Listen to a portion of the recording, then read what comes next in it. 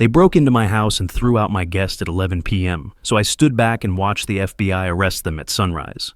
I'm Patrick Anderson, 54, software consultant, who travels 20 days a month for work.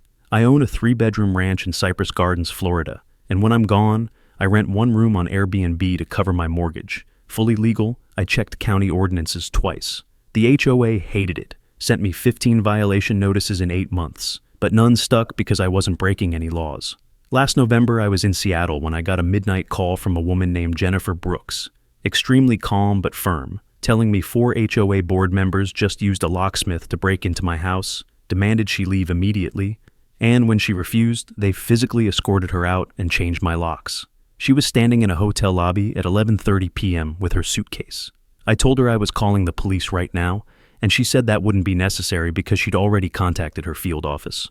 That's when she told me she was Special Agent Jennifer Brooks with the FBI's Financial Crimes Unit, and she'd been staying at my property undercover, investigating the HOA president, Michael Sutherland, for wire fraud and money laundering through construction kickbacks.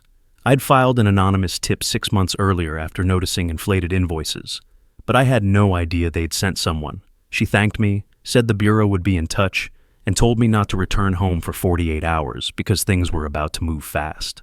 At 6:15 the next morning, 12 federal agents executed search warrants on the HOA office, Sutherland's home, and 2 board members' homes, seizing computers and 9 years of financial records. Turns out Sutherland had been approving contracts with his brother-in-law's shell companies, inflating costs by 60%, and pocketing $1.2 million over 8 years while telling residents their fees went toward infrastructure improvements that never happened. The break-in gave the FBI additional charges: breaking and entering, unlawful detention, and obstruction of a federal investigation because they'd physically removed an agent mid-operation. 3 weeks later, Sutherland and 2 board members were arrested and charged with 18 federal counts.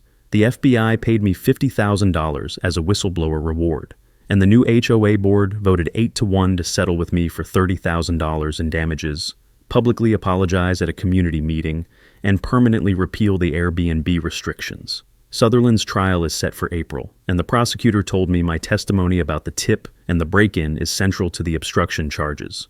Meanwhile, I'm still renting that room, and every guest asks to hear the story. Ever had an HOA cross a line they couldn't uncross? Drop your story in the comments.